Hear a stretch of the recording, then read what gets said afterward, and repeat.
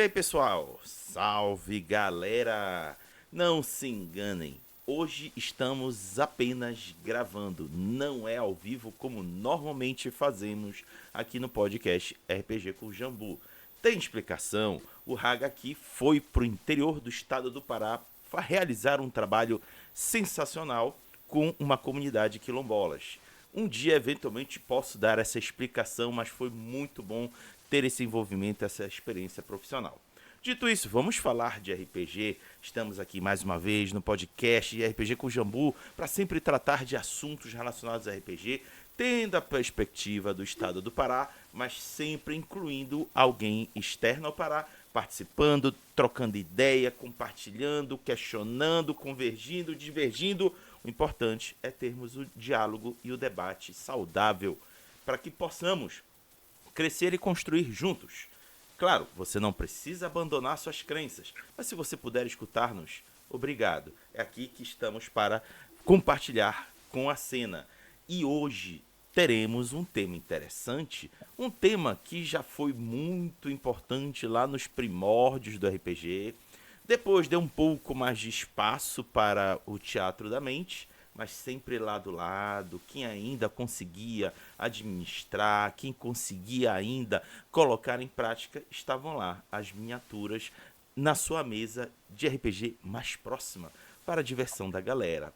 Mas calma, daqui a pouco vou dar oportunidade do porquê que este tema está presente no podcast de hoje. Antes, quero apresentar as pessoas queridas que dividem espaço aqui comigo. Daqui do estado do Pará, temos Marcos Mauro, que já teve várias vezes aqui com uma apresentação gigante, mas ele foi aos poucos reduzindo ela e ele me deu agora uma mais enxuta e mais interessante. Aqui vamos nós apresentá-lo. Ele tem 20 anos de experiência no RPG com vários jogos, mas o que ele mais gosta são os de temas sombrios. Quando ele tenta pegar algo mais leve, acaba levando muito a sério.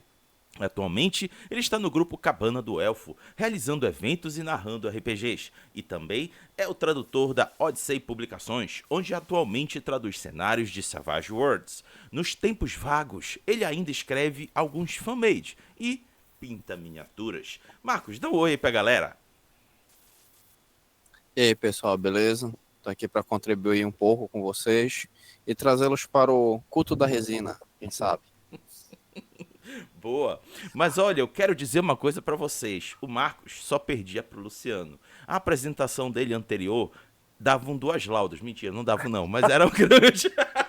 Mas era grande. Aí o Luciano falou: Ô Raga, deixa eu ajustar essa parada. Eu disse: fica à vontade, irmão. E aqui está ele. Ele é baiano de Salvador, professor especialista e mestre em História e Filosofia. Ele conheceu os RPGs nos anos 80, em Santos, São Paulo. Nos anos 90, ele começou a jogar vários jogos com amigos e membros da Associação Santista de RPG e do Universo Paralelo. Em 1998, já no Rio de Janeiro, ele foi membro do Rio by Night e coorganizador dos encontros Point do RPG, Saia da Masmorra, RPG Brazuca, Dia D RPG Brasil e Dia Nacional do RPG. Ele é autor do RPG Orama, do RPG Educacional Guardiões e pesquisador da área de RPG e educação, com jogos e palestras apresentados por todo o Brasil. Luciano, dá um oi aí pra galera. Fala, pessoal. Que curto! É porque quando você faz a biografia, né, a mini biografia, eu acho que a galera já deve até surtar. Porra, Luciano de novo, deixa eu desligar aqui esses 2 minutos para voltar quando ele terminar de falar. Ah, mas Luciano, deixa eu explicar. É justo você estar aqui, afinal de contas, o Aham. tema foi sugerido por você Ah, e que bom. foi acolhido pela comunidade paraense. A galera disse: tema bom de se discutir. Então, Luciano, já que eu te coloquei na berlinda, faça-me o favor, melhor dizendo, faça-nos o favor de explicar por que você lançou esse tema pra gente, enfim, começar o debate. Eu tenho uma experiência pessoal de produzir as masmorras e as miniaturas dos jogos, né?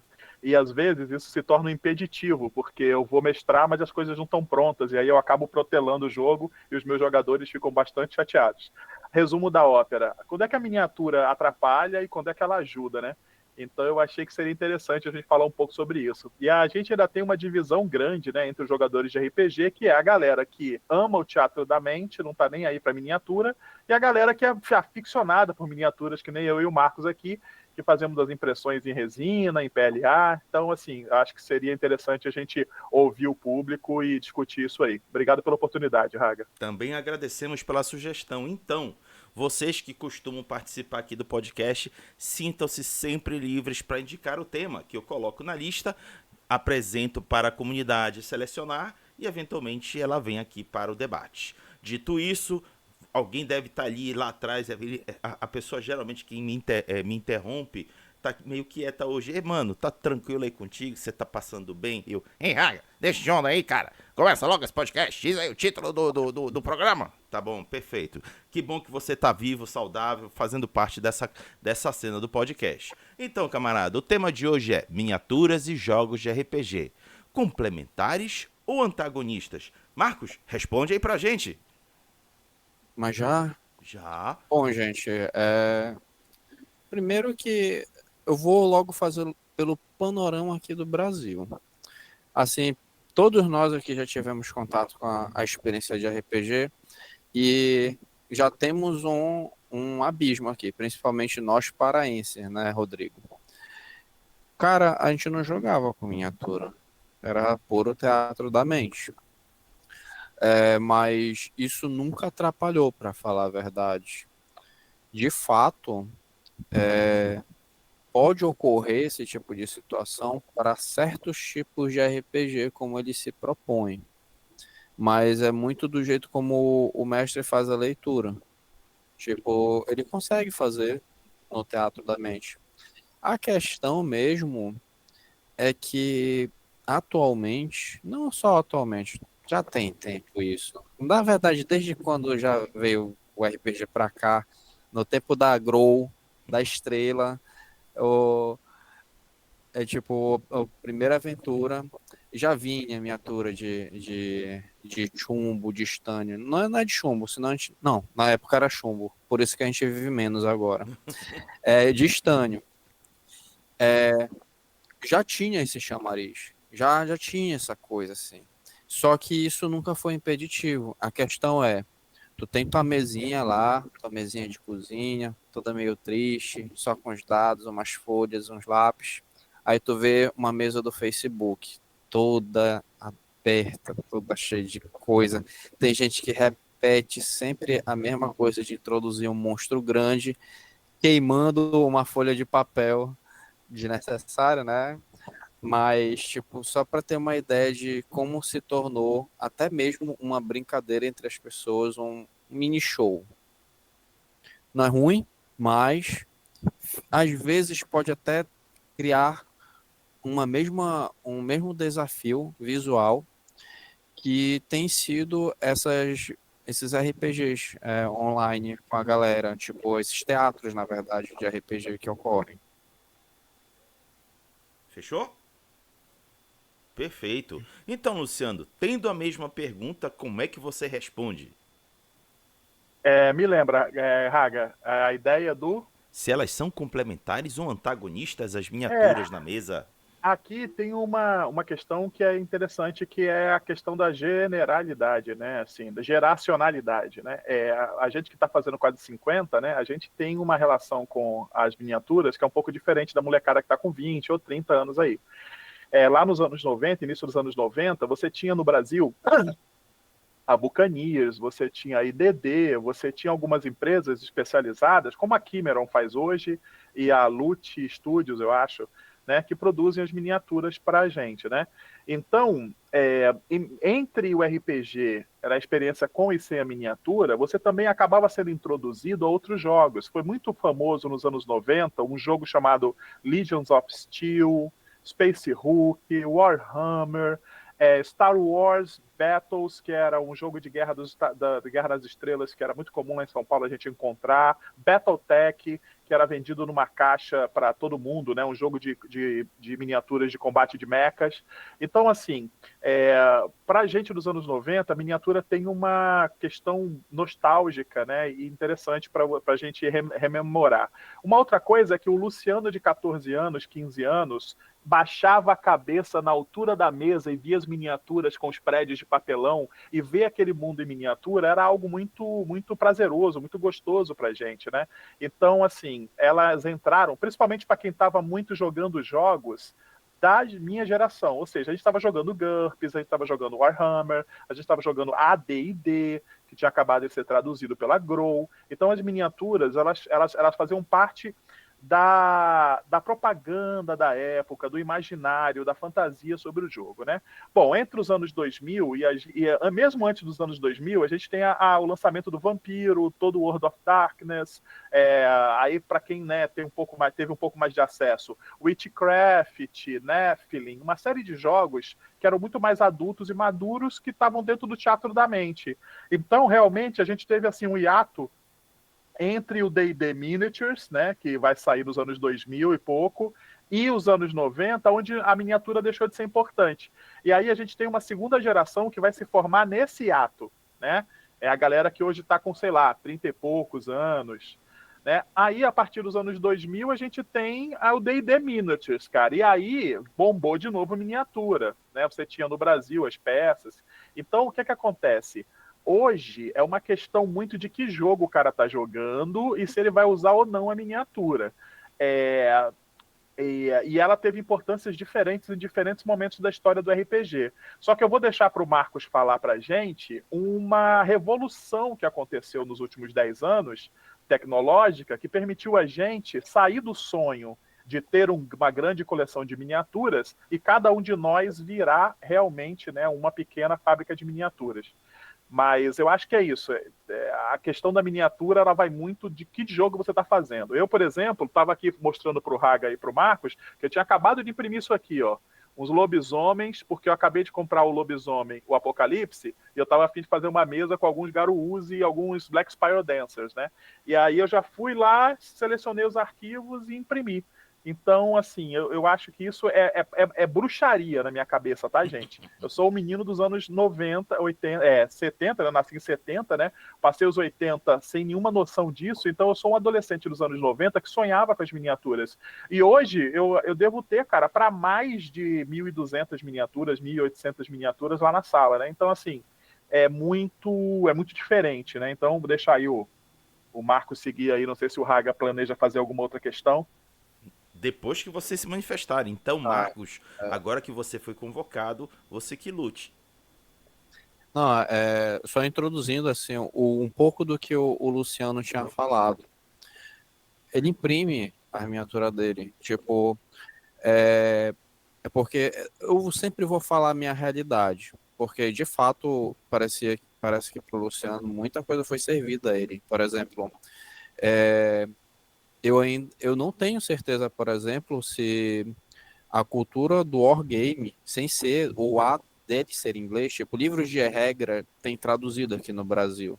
Eu sei que recentemente está lançando um wargame BR, tá no financiamento coletivo, já bateu meta, esqueci o nome, não tá nem ajudando o cara, que pena. Mas, tipo, dá pra ver, tá tendo uma iniciativa. Aí, mas é essa a questão, tipo, e eu acho muito engraçado isso, porque existem as miniaturas oficiais do D&D, você consegue achar. As miniaturas são muito feias. Aí tu vai para alguma dessas lojinhas online e compra um arquivo. Os arquivos estão meio caros, mas tipo tão bem melhor esculpidos do que o que a gente acha. Tipo, imagina o desafio que a gente tinha antigamente de achar uma miniatura e tal, ter todo ser oficial, porque tem também esse sentimento, né? Só para ter uma ideia, eu até lembrei isso daqui, eu achei por um acaso na internet. Esse golem aqui, que é da 3.5, né? Alguém lembra? Eu por um acaso achei ele na internet, a pintura foi minha. Mas, tipo, se a gente for comparar com o que a gente tem oficial, a gente vai ver muita miniatura com olho torto. Mas Não, porque é pintado mesmo, esse que é o Uhum. problema. Mas, tipo, eu não vou dizer que tá acessível. Tipo, eu tô com um estojo cheio de miniatura, tem um outro estojo, mas, tipo, eu comecei a colecionar em 2018. E isso porque foi um amigo meu que me incentivou, porque já tinha me dado umas miniaturas. Aí começou o vício. Mas, tipo, dá pra dizer que é mais acessível. Por exemplo, vamos dizer que você tem condições de comprar um Warhammer, tipo um esquadrão do Warhammer. 1.200, R$ 1.200, por aí. Ou você pode ter um pouco de paciência e procurar arquivos que existem, arquivos gratuitos, para você fazer o seu próprio esquadrão. Aí só teria que encarar a possibilidade de ter que fazer uma impressão 3D, que pode sair caro. Isso se você não tiver impressora e sua qualidade de vida não diminuir, já que você está respirando resina. Mas eu diria que, de fato, assim, tipo, a gente está num momento em que ainda é acessível. É a contragosto, porque depende da resina, depende da impressão, depende do arquivo, mas está bem melhor do que a falta de acesso que a gente tinha. Beleza. Deixa eu dar uma rápida uma ideia aqui pra galera. Pessoal, impressora é tipo. Hoje, eu vou pegar aqui a câmera rapidinho para mostrar para vocês. Aquelas impressoras ali, ó, à esquerda e à direita ali, tá vendo? Tem uma de PLA e do lado tem uma caixa preta, tá vendo? Aquela dali é Uhum. uma Lego Mars Pro, é uma impressora 3D de acesso. Essa impressora hoje, ela custa entre 1.400 e 1.600 reais. E aí eu quero que você pare para pensar o seguinte, 1 quilo de resina custa 160 reais. Eu imprimi o último quilo 200 miniaturas. 200 miniaturas, se eu colocar aí a 10 reais, a gente está falando de 2.000 reais, né? Então, eu quero que vocês entendam o que a impressora se pagou no primeiro quilo de resina que eu imprimi. Então, assim, agora, eu sou um colecionador, eu imprimo miniaturas para tudo. Eu imprimo miniaturas de alienígenas, eu imprimo miniaturas de animais do Monstros Manual. Então, para mim, ela realmente valeu a pena. E o Marcos estava falando sobre o acesso. Hoje você tem um cara que é um tarado lá, eu não sei se ele é inglês ou se ele é americano. O nome dele nas redes é MZ4250. Esse cara resolveu fazer de graça para a comunidade toda o livro dos monstros do Dungeons and Dragons. Então você simplesmente acessa o perfil desse cara de graça, tá? Lá no Patreon e você baixa as miniaturas que ele já fez. Tem miniaturas que são só para quem paga o Patreon dele, tem miniaturas que são, a maioria, 90% do que ele faz é gratuito. Então, hoje, se um grupo se une, né? Porque, por exemplo, qual é o desafio de vocês receberem coisa aí no Pará? Eu acredito que seja transporte, né, Marcos e Raga? Não, aqui no Pará eu costumo chamar o pessoal que imprime de fornecedor. Não é uma forma muito boa de chamar, mas eu tenho fornecedores em Ananindeua, eu tô aqui em Castanhal, eu tenho Aham, na verdade eu tenho impressões muito boas dele. aham, Tipo, eu adorei o Trent Crusade. Eu tenho aqui os monstrinhos do Trent aham, Crusade aqui, ó, aham, aham, impressão daqui de Castanhal. aham. Então, tem gente aí que Então, o já que que eu tá ia aí. dizer? Se um E grupo não se foi caro. une, então, não é caro, né? Isso deve ter pagado o quê? 20 e poucos reais cada peça dessa grande? Não, essa grande, É. eu acho que foi uns 12. Não 12 fala reais? nada, não fala nada pra ele. Eu espero que ele nem veja esse vídeo, porque senão eu tô ferrado. Ai, meu Deus. Esse preço tá maravilhoso. O que que acontece? Não fala nada, cara. Aham. Hoje, ninguém vai ver, viu, Marcos? Tá tranquilo. Hoje, eu acredito que, cara, 6 pessoas, 7 pessoas se juntando para comprar uma impressora, cara, o grupo inteiro vai ter miniatura pro resto da vida, assim. E toda vez que uma miniatura dessa, que uma máquina dessa dá problema, você mesmo abre, você faz a manutenção. Eu troquei a tela da minha máquina, custou, sei lá, cento e poucos reais a tela nova. Então, assim, não é uma manutenção cara. Então, é, mais uma vez, eu não estou aqui dizendo, vá lá, compre, seja um jogador de RPG que usa miniaturas, né? Não. O colega meu aqui, o Diogo, ele fala que é mexer pecinha em tabuleiro quadriculado, né? A galera do hardcore do Gastar RPG. bonequinha. Então, mas, cara, para quem tem o interesse de ter esse mundo em miniatura, né? Às vezes tem um monstro ali para fazer uma mesa mais divertida, ir para um evento, fazer uma mesa showcase, não é um investimento muito caro. E as impressoras como a de PLA tá mais barata ainda. Você compra por R$ 1.000 uma impressora, R$ 960 uma impressora. Então, assim, tá bem mais acessível mesmo, sacou?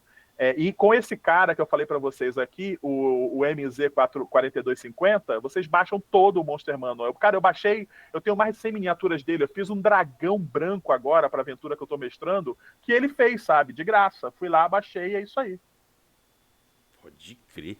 Gente, não sei se vocês Muita estão história. percebendo, mas o Haga aqui é só um mero coadjuvante nesse bate-papo desses dois.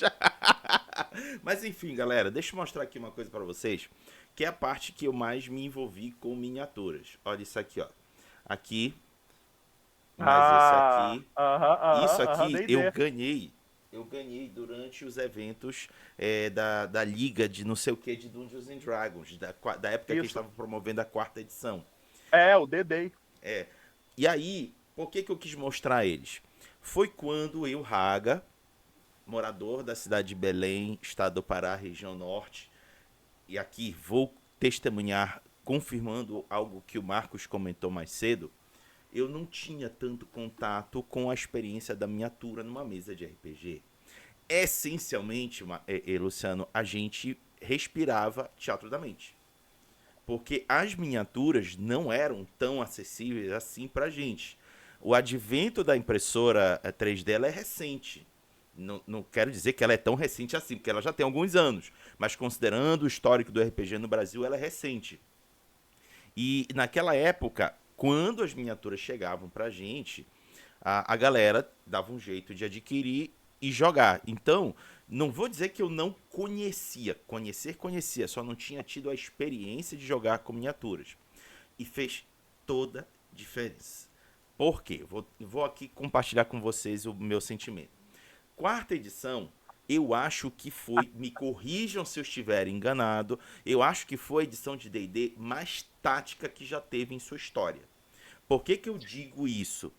Quando eu via aquele monte de status sendo colocado em um único personagem, ter uma miniatura e representações físicas em torno, em cima, embaixo, que fosse da miniatura, ajudava quem quer que fosse na mesa, e principalmente a pessoa narradora, a administrar todo o cenário de combate. Gente, era buff e debuff adoidado. Eu já ficava doido só de ver o tanto de informação que tinha na mesa. Este jogo demandava miniatura. Ele foi feito para ter miniatura. Então, eu não acho que miniaturas estão longe... Minto. Eu acho que as miniaturas estão longe de serem antagonistas, que é o que a gente colocou como tema na discussão hoje. Elas são essenciais para jogos que a utilizem como parte de sua mecânica de desenvolvimento da cena. Mas, como o Luciano bem relatou mais cedo, quando pegamos jogos que dispensam o uso da miniatura, como os jogos de Mundo das Trevas, dentre outros, eles não são essenciais. Contudo, todavia, entretanto, eles disparam um mecanismo de imaginação que é fundamental para quem precisa compreender a cena e a disposição dos personagens na cena.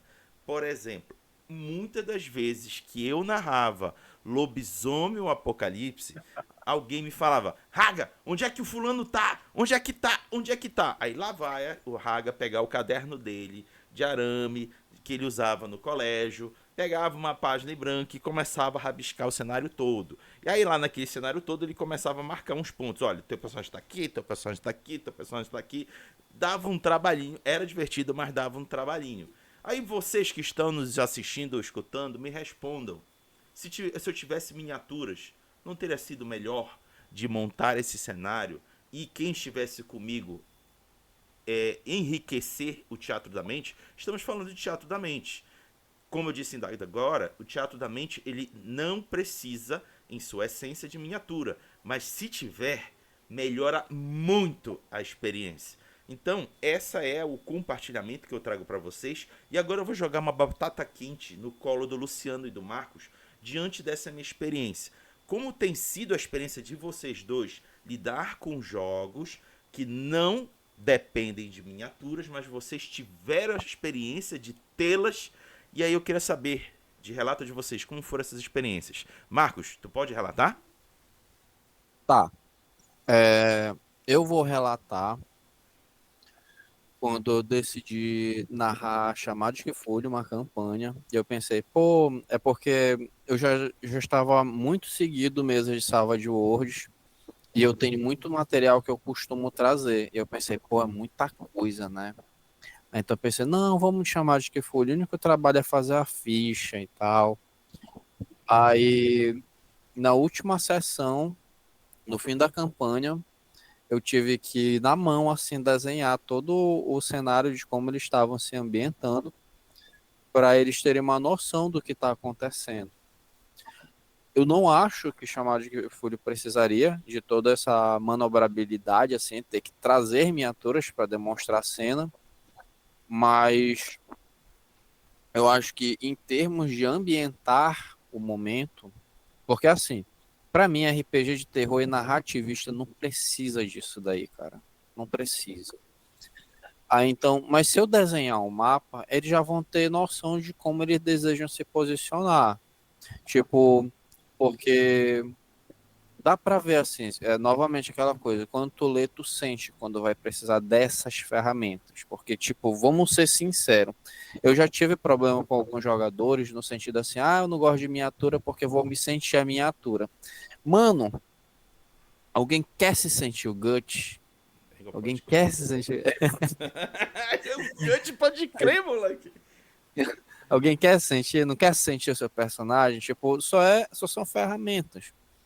Aí, só que no caso, por exemplo, no chamado de Kifúrio, tem regras de perseguição, mas, tipo, afora disso, se teu personagem decidir andar, correr, engatinhar o que for, isso não vai interferir no desenvolvimento da cena. Tipo, só se for uma questão emergencial do tipo de atitude que o mestre espera naquele momento.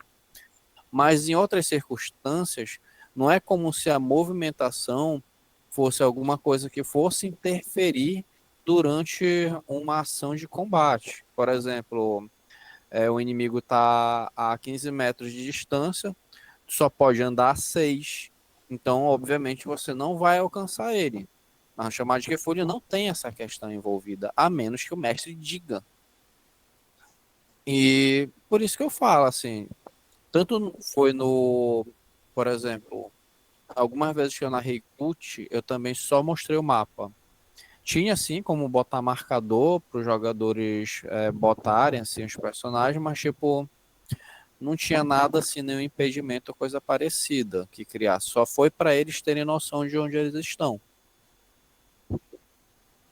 Muito bom. Luciano, qual é a sua É, resposta? o que acontece? No meu caso, assim, eu mestro muito Call of Cthulhu, né? E recentemente, quer dizer, recentemente não, já tem um ano isso, eu mestrei uma história daquele livro Mansions of Madness, que é muito bacana, assim. E a história é de um casarão, e tem uma criatura lá de Shub-Nagorath que fica no sótão, e aí essa criatura se expande, ela consegue, ela é uma gosma, ela consegue ocupar um piso inteiro da mansão se ela quiser. Um Então, Shoggoth. tipo um Shoggoth.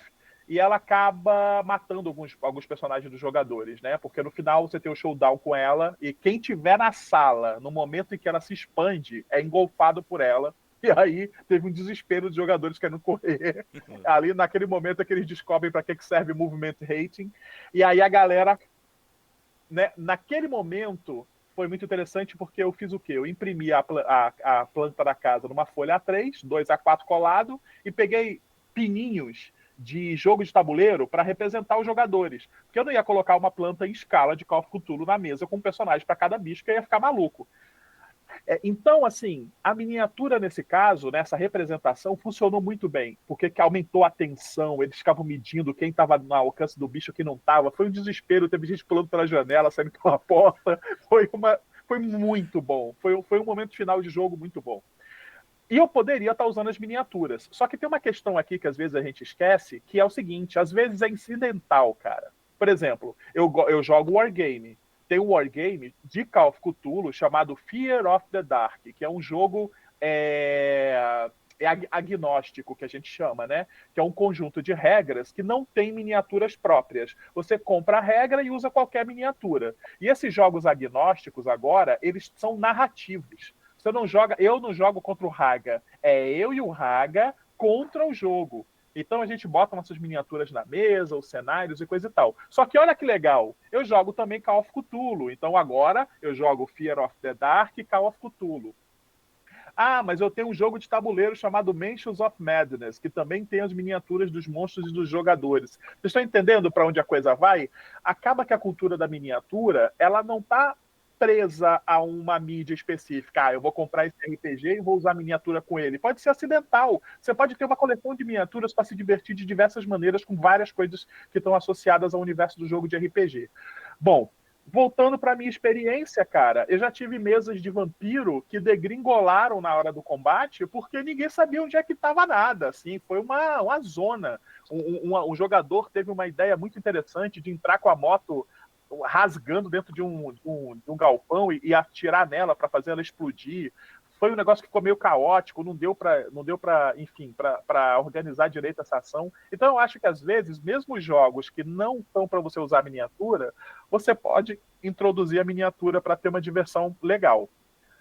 Em contrapartida, muitos jogos que deveriam usar miniaturas ficam muito mais interessantes no teatro da mente. Por quê? Porque o jogador acaba perdendo um pouco a imaginação dele, porque ele transfere para o tabuleiro, para as peças, para as miniaturas e para os elementos de jogo, os elementos da realidade descritiva. E isso é um problema. Eu não quero meu jogador limitado a achar que o espaço de jogo é o que está representado na mesa. Eu quero que ele seja criativo. Tem um copo de cerveja? Posso jogar na cara do cara na taverna? A mesa que tá largada, ela tem a largura do buraco da armadilha? Será que eu posso colocar a mesa em cima do buraco da armadilha? Então, às vezes, as miniaturas reduzem esse teatro da mente, né? Reduzem essa capacidade dos meus jogadores de serem criativos. Então, eu acho que a gente pode, né? A gente vai ter prós e contras aí para os dois lados, né? Muito Você me bom. lembrou uma situação em Shadow of Demon Lord. Eu tava narrando uma cena em que os jogadores eles estavam enfrentando uns goblins e tal. Eles tinham resolvido tudinho na cena. Aí eu tinha estabelecido alguns cômodos na casa, só que assim, foi minimalista. Eu só botei o que poderia ser obstáculo e o que eles poderiam utilizar. Só que assim, eu tenho às vezes que avisar para os jogadores que o tabuleiro na hora do combate é uma liga desliga. Que aí, tipo, desligando, então pronto, interajam com o que tem. Porque numa dessas vezes, que foi essa que eu tô falando, os jogadores começaram a empurrar as miniaturas como se aquilo ainda fizesse parte da cena. Aí tava constrangedor aquilo. Eu pensei, não, gente, não precisa usar mais a miniatura. Tem muitas outras coisas aí que eu posso descrever, que eu posso responder para vocês. Só que não, eles olharam para aquilo e estavam achando que estava estritamente aquilo que estava na cena. Então eu tipo, falo, não, eu tirei a miniatura, eu apaguei tudinho aí. Imaginem os 3 cômodos que tem aí dentro. Muito bom. Agora, meninos, já que a gente falou muito dessa experiência que também foi regada por experiências passadas e condições passadas, vamos pisar um pouco no presente e o que o passado deixa de vislumbre para a gente. O advento das impressoras 3D, de fato, melhoraram bastante o acesso às miniaturas. Eu vejo hoje, aqui em Belém, galera muito parecida com o que o Luciano se apresentou agora. Eles adquirem as miniaturas e o prazer deles é pintar as miniaturas. A galera fica numa curtição danada. Se vão usar ou não na mesa, não se sabe, mas está lá disponível para quem quiser usar. E aí eu vou me virar para vocês e perguntar o seguinte: o que vocês vislumbram dessa ocupação de espaços, não só físicos, mas na mente dos jogadores de RPG, por essas miniaturas viabilizadas de uma forma mais acessível como impressoras 3D. Vocês não precisam ficar limitados às impressoras 3D. Tudo bem que só existem, não sei se só existem elas hoje, mas não podemos menosprezar a capacidade de novas tecnologias surgirem no futuro.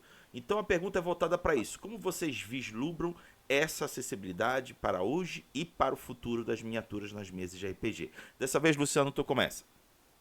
Tá, ok.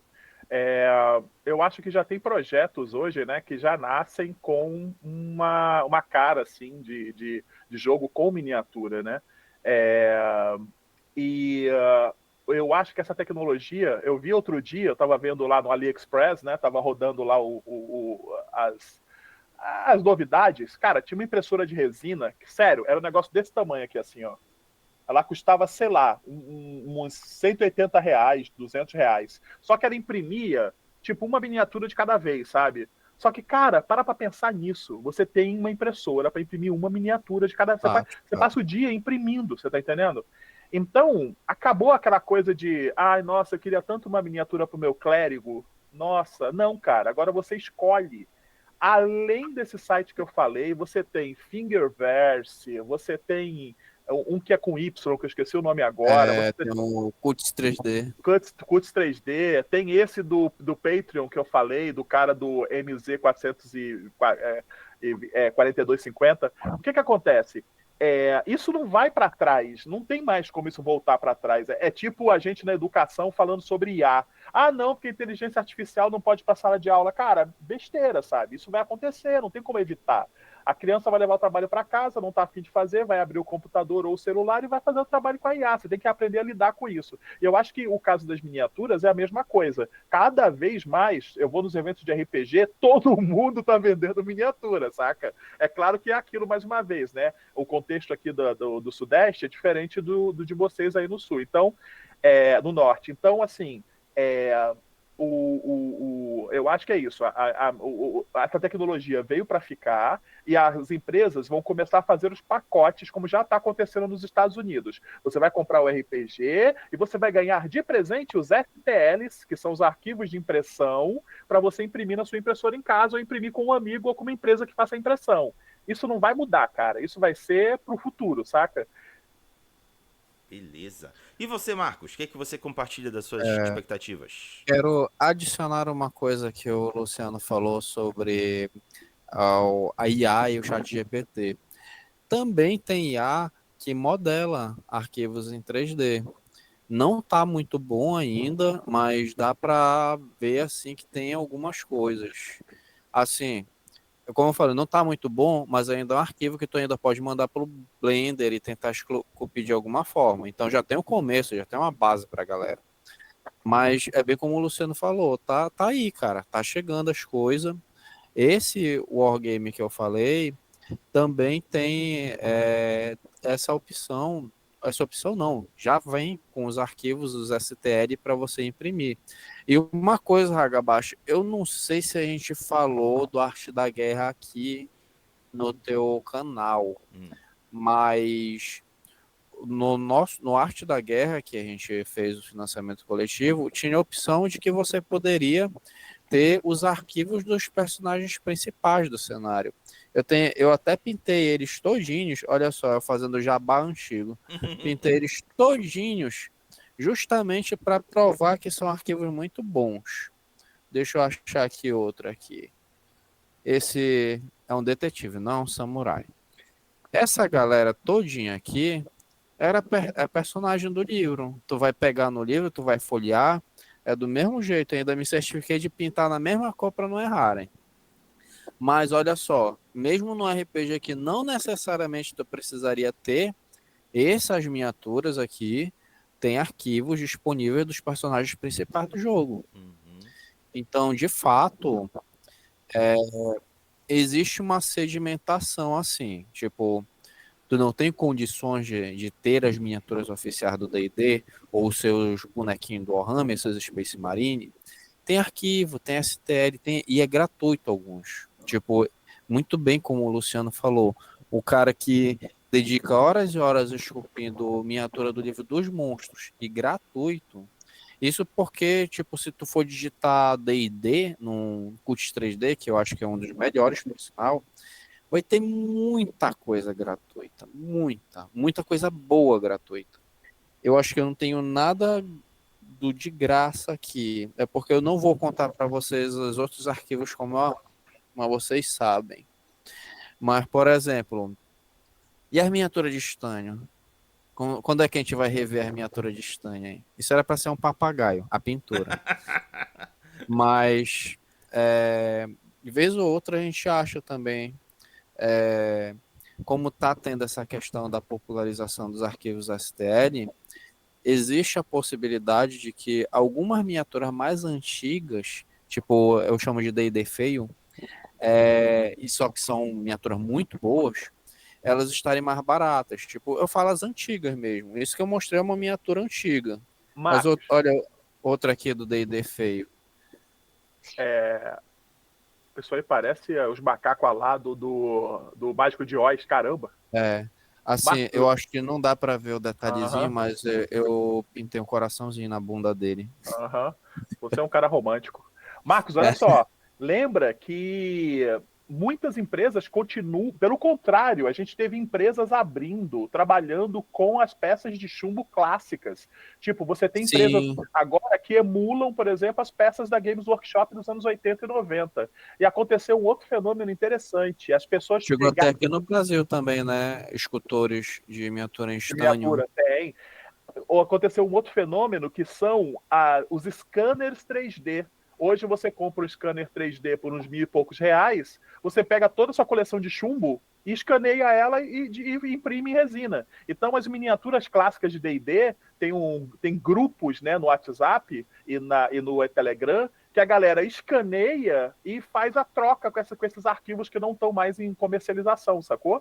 Então você tem Porque hoje tem muita coisa que também tá perdida, cara. Por exemplo, tem, só com colecionador. eu acho que nunca vai pra frente, por exemplo, aquele Mutante Chronicle, que é um outro wargame, é um placa raspada do Warhammer. As miniaturas são muito esquisitas, mas eu adoro a estética deles. Só que tá tudo perdido, assim. Tem uma galera que ainda imprime, mas tipo, eles mesmo esculpindo, distribuindo. Mutant Chronicles é muito bom. Perfeito. Bom, tá aí todas essas nossas experiências, comentários em torno desse tema. Agora vamos para os comentários das redes sociais, que é a oportunidade que eu dou para quem me acompanha nas redes sociais manifestar a sua opinião sobre o tema da vez aqui no podcast. E, naturalmente, colhi algumas para este tema. Direto lá do Blue Sky, quem se manifestou foi o Sharp Walker, que disse: complemento, já respondendo à pergunta. Eu costumo usar até em RPGs mais narrativos, como EOTE, que eu não sei dizer qual é, e Lobisomem. Ajudam os jogadores a visualizar melhor as partes mais complicadas do combate e o mestre a manter controle dinâmico da situação. Interessante que o que o Sharp está aqui mencionando é essa capacidade de agregar e alimentar o teatro da mente através de recursos visuais, que é aquilo que eu perguntei mais cedo para os meninos. O que tu complementa aí, Luciano? Ele tá certo, é isso. Às vezes você vai ter uma visualização melhor da mesa, porque RPG, cara, é um negócio complicado, né, cara? Você descrever para 5 pessoas que estão imaginando, cada cabeça é um mundo, que aquela cena tá acontecendo daquele jeito, cara, você tem que ter alguma coisa para representar visualmente aquela cena que é super caótica. As pessoas às vezes estão em níveis diferentes de altura, de altitude, de distância. Então, para dar uma ideia real, posso chegar até o cara? Não posso. Tô perto, tô longe. Eu quero me esconder atrás da parede. Eu tô perto de uma parede, não tô. Então, assim, eu concordo com ele. É isso aí. Às vezes a miniatura ajuda. Muito bom. Vamos ao próximo comentário, agora direto do Instagram, feito pelo Luiz Magnus. Ele disse: complementares, e acredito que foram grandes impulsionadores para a expansão do RPG com novos jogadores, pintores e colecionadores que se viram envolvidos pelos personagens. Acho tão importantes quanto mapas de batalha. Isso tem a ver, viu, Marcos Mauro, que é aquilo que eu comentei, em função das impressoras 3D estarem surgindo, os fãs, tal como o Luciano, só que com uma vontade mais recente, estão podendo acessar essas miniaturas e ir muito mais além do que o uso delas nas mesas, como o Luiz aqui comentou. O ato de só ficar pintando já é um lazer adicional à presença delas. O que tu acha disso, Marcos?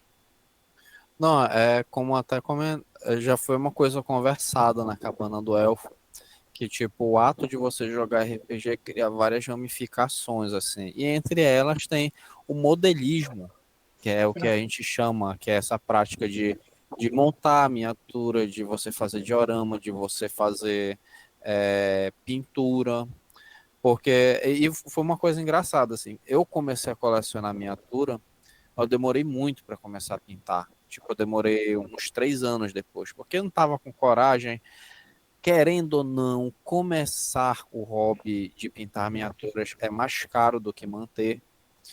Tipo, tu não vai comprar uma tinta azul e tu vai pintar todas as tuas miniaturas de azul com um pincel que não é nem o adequado, né? Com a brocha. Tu não vai fazer isso.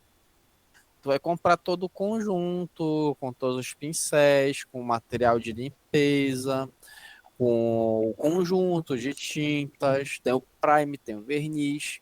Então, existe essa. É isso que eu quero chegar, tipo, é um hobby.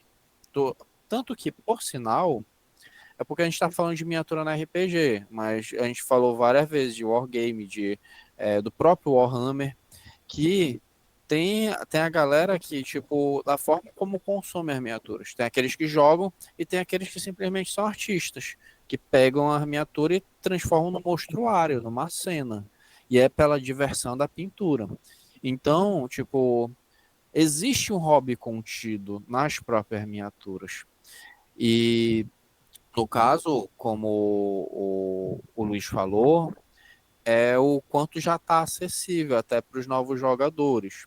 E é como a gente já tem falado, assim, obviamente, geralmente os novos jogadores, quando a gente fala, também inclui a faixa etária, o acesso financeiro que tem, mas não necessariamente isso é um impeditivo, porque como a gente estava falando aqui, não está tão caras assim as miniaturas, e com um certo esforço tu consegue fazer o primeiro grupo de PJs ou coisa parecida.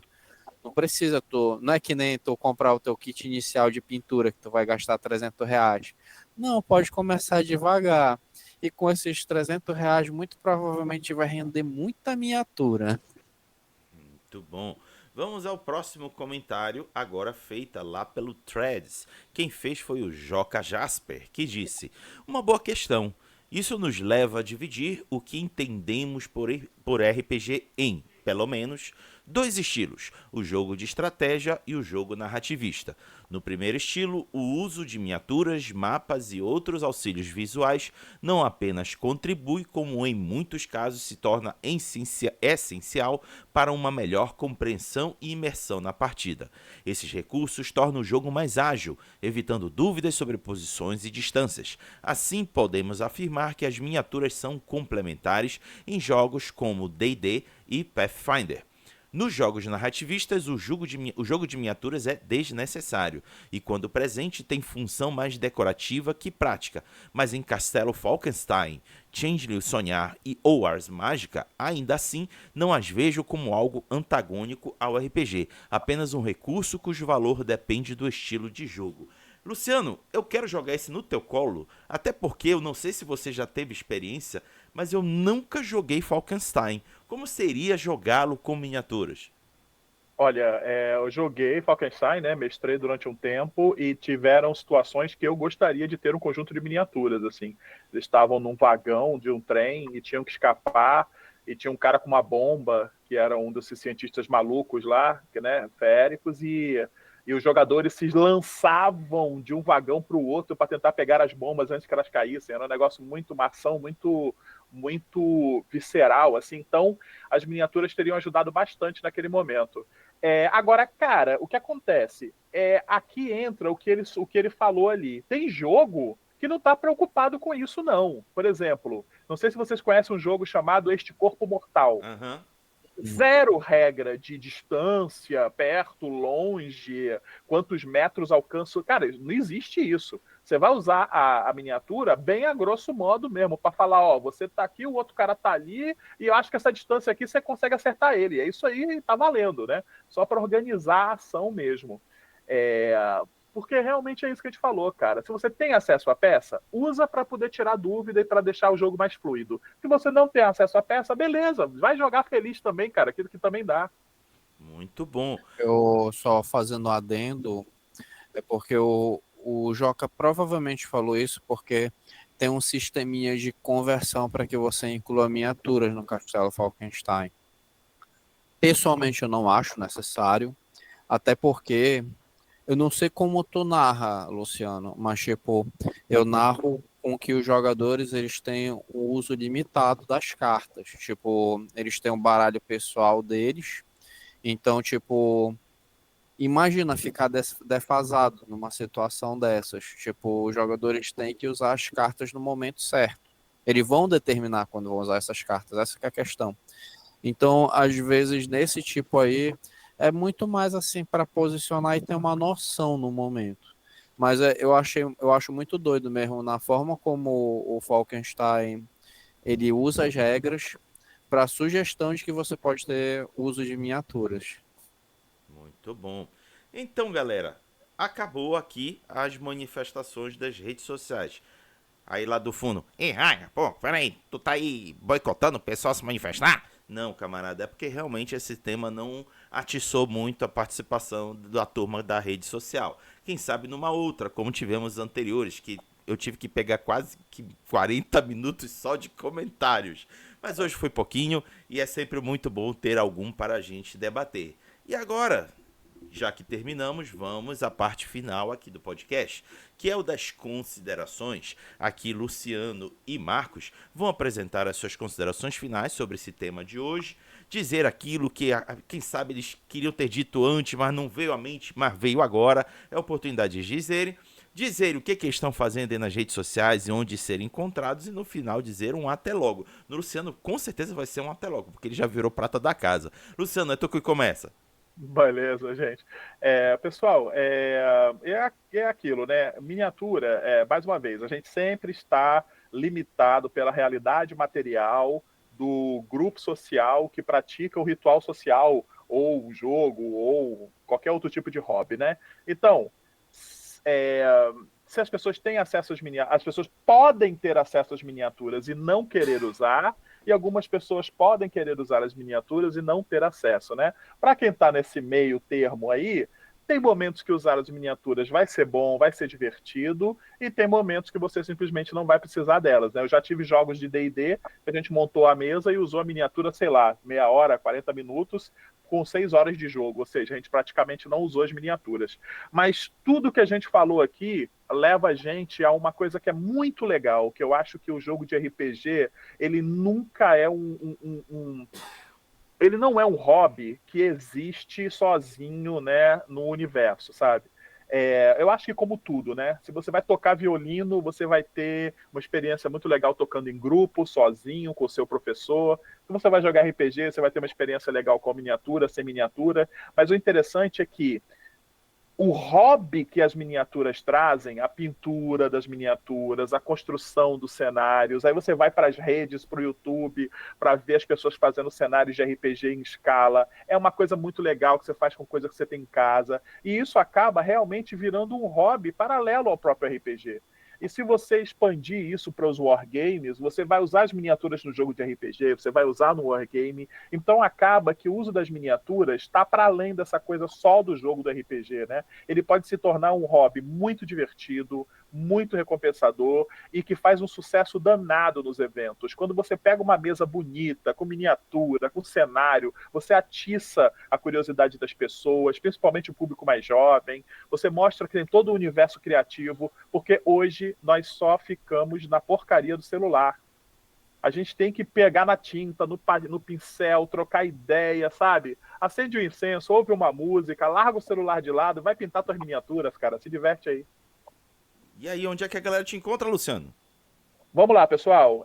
Eu tenho um canalzinho no YouTube que é um canal hobby. Não esperem discussões profundas, concretas e com pessoas incríveis como tem no RPG com Jambu. Não existe, tá? Se chama Dungeon 90. Por quê? Porque eu amo os jogos dos anos 90, né? E lá eu falo sobre jogos dos anos 90 e de vez em quando eu faço uma entrevista com alguém legal. Né, eu tenho a sorte de conhecer umas pessoas assim inacreditáveis que entram na minha vida. Então, galera, quem quiser conhecer, Dungeon 90 lá no YouTube. Muito bom. Agora vamos para as considerações finais do Marcos Mauro. Tá, como a gente já falou, né? Já está mais acessível as miniaturas. Mas, de fato, vamos considerar que realmente você não tem acesso. Até porque, assim, a gente fala que RPG é uma coisa democrática, mas tem muita barreira. Tipo, o último podcast do Hagabashi se provou esse assunto, que era sobre o valor dos livros de RPG. Cara, vai pro ramo do artesanato.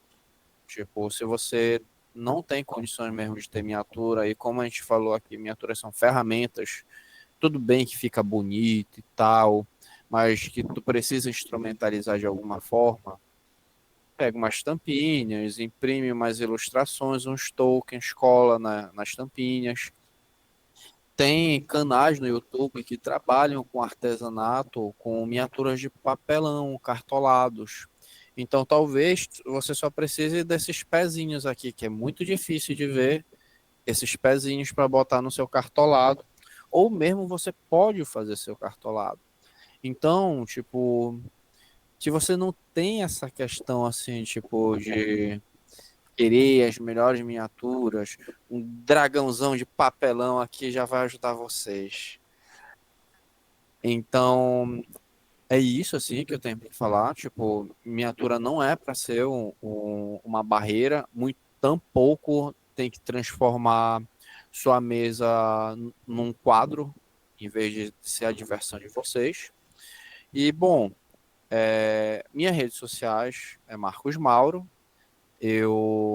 A gente da Cabana do Elfo está vendo próximos eventos aqui por Castanhal. E eu, como tradutor na Odyssey, a gente já está se organizando para um próximo financiamento coletivo, que ele vai ocorrer agora, eu acho que é no meio de setembro, não tenho certeza, eu tô doido, mas vai acontecer, que é sobre o Mythwoven, que se você tem dificuldades para fazer um assentamento, uma cidade de médio porte, bom, temos um kit de ferramentas que é tanto para você incluir nos seus RPGs, quanto também pode ser um jogo colaborativo narrativo para você criar uma comunidade em que você seja pertencido tanto como narrador quanto como jogador. E você só vai precisar de um baralho, que a gente pretende também comercializar esse baralho. E é o Mythwoven, se vocês quiserem acompanhar, tá na Meeple Starter. Mythwoven é o gerador de assentamento. E por enquanto é isso, né, gente?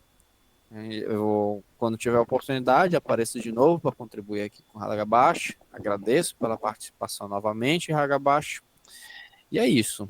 Muito bom. Antes de eu ir pro encerramento, deixa o Marcos me ativou uma memória muito bacana. Deixa eu compartilhar aqui com vocês.